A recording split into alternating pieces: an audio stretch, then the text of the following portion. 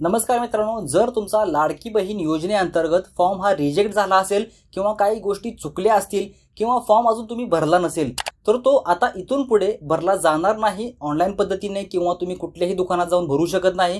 अशा पद्धतीने एरर तुम्हाला दिसत असेल, का दिसत आहे, कशा पद्धतीने शासनाने नवीन अपडेट काढलेले आहे, त्याचा जीआर काय आहे हा पूर्णपणे आपण या व्हिडिओमध्ये बघणार आहे। पण त्याच्या आधी जर तुम्ही चॅनलवरती नवीन असाल तर टेक्निक मराठी चॅनलला सबस्क्राइब 100% करायचा आहे। मित्रांनो बघू शकता, हा आहे शासनाचा जीआर। याच्यामध्ये मित्रांनो तुम्हाला दिसत आहे मुख्यमंत्री लाडकी बहीण या योजनेच्या अंमलबजावणीत सुधारणा करण्याबाबत शासनाने हा जीआर काढला आहे 7 सप्टेंबर रोजी। ठीक आहे, तर बघू शकता जीआर काय आहे, प्रस्तावना बघू शकता। याच्यामध्ये काय लिहिले आहे, राज्यातील महिलांच्या आर्थिक स्वातंत्र्यासाठी आणि त्याच्या आरोग्य आणि पोषणात सुधारणा करण्यासाठी, कुटुंबातील आणि त्यांची भूमिका मजबूत करण्यासाठी महाराष्ट्र राज्यातील मुख्यमंत्री माझी लाडकी बहीण योजनेची अंमलबजावणी करण्यात येत आहे।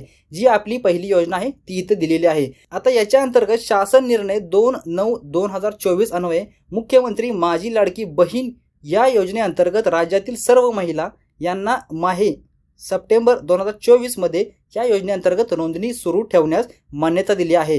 या योजनेअंतर्गत यापूर्वी 11 प्राधिकृत व्यक्तींना अर्ज स्वीकारण्यास परवानगी देण्यात आली होती।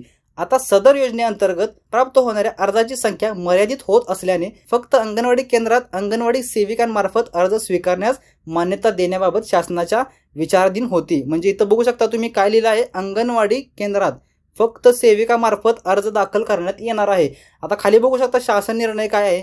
याच्या आधी बघू शकता मुख्यमंत्री माझी लाडकी बहीण या योजनेअंतर्गत राज्यातील सर्व महिलांना लाभार्थ्यांना माहे सप्टेंबर 2024 मध्ये योजनेअंतर्गत नोंदणी सुरू ठेवण्यास संदर्भ दिन 2/9/2024 रोजीच्या शासन निर्णयान्वये मान्यता देण्यात आली आहे। या योजनेअंतर्गत शासन निर्णय 12/7/2024 व 27/7/2024 अन्वये नागरी व ग्रामीण भागातील बालवाडी सेविका, अंगणवाडी सेविका, समूह संघटक याच्यामध्ये एवढे आहेत, मदत कक्ष याच्यामध्ये हे आहेत, आशा सेविका, सेतू सुविधा केंद्र, अंगणवाडी पर्यवेक्षक, ग्रामसेवक व आपले सरकार केंद्र या 11 प्राधिकृत व्यक्तींना अर्ज स्वीकारण्यास प्राधान्य देण्यात आले होते। याच्या आधी तुम्हाला माहिती आहे की या ठिकाणी तुम्हाला अर्ज भरण्यासाठी परवानगी दिली होती सरकारने।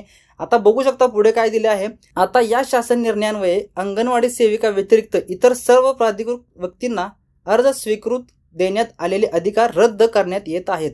सबब या शासन निर्णया दिनांकापासून फक्त अंगणवाडी केंद्रात अंगणवाडी सेविकामार्फत अर्ज स्वीकारण्यास मान्यता देण्यात येत आहे। म्हणजे आतापर्यंत जेवढे 11 ठिकाण होते तिथे तुम्ही फॉर्म भरू शकत होता, ऑनलाईन असेल किंवा ई सेतू असेल किंवा मदत कक्ष असेल किंवा अंगणवाडी सेविका असेल, याच्यामध्ये सगळं घालवून फक्त अंगणवाडी सेविकामार्फतच तुमचा हा फॉर्म भरला जाणार आहे।